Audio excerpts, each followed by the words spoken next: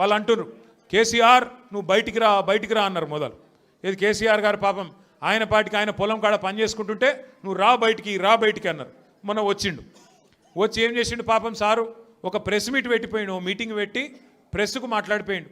దానికే ముఖ్యమంత్రికి ముచ్చెమటలు పట్టినాయి, చలి జ్వరం వచ్చింది, దెబ్బకు మరిగా ఇష్టం వచ్చినట్టు ఒర్రుతున్నాడు. ఇప్పుడేమంటున్నాడు, నువ్వు అసెంబ్లీకి రా అంటున్నాడు. బయటికి వస్తే గీడికి వస్తేనే తట్టుకోలేకపోయినావు నువ్వు, అసెంబ్లీకి వస్తే ఆయన గుండాకి సస్తావు, గుండాకి పోతాడు. ముందే ఇంతున్నాడు, ఆయనతో గుండాకి డామ్మంటాడు. ఇప్పుడు ఇవాళ రేపు ఎట్లయిపోయిందంటే నిజంగా బాధ అనిపిస్తుంది. నాకు తిట్టాలని లేదు కానీ బాధ అనిపిస్తుంది. ఇప్పుడు మా లీడరు అన్నది పక్కకు పెట్టు, తెలంగాణ తెచ్చిన నాయకుడు అన్నది పక్కకు పెట్టు, 2 సార్లు ప్రజలు గెలిపించిన ముఖ్యమంత్రి అనేది కూడా పక్కకు పెట్టు. మా నాయన కదా, మా నాయన తిడితే కొడుకుకు రేషం రాదా? ఇక్కడ దాకుంది కోపం, ఇక్కడ దాకుంది. దొరికితే ఎడమకాలు చెప్పు తీసుకొట్టాలని ఉంది. కానీ ఏం చేయాలి, ప్రజాస్వామ్యం. ఎకతక్క మాట్లాడితే మళ్ళీ ఏమంటారు, అగో వీనికి అహంకారం ఉంది రాబోయ్ అంటారు. అహంకారం నాదా అయినదా? నేను గుంటూరులో చదువుకున్నా అంటాడు.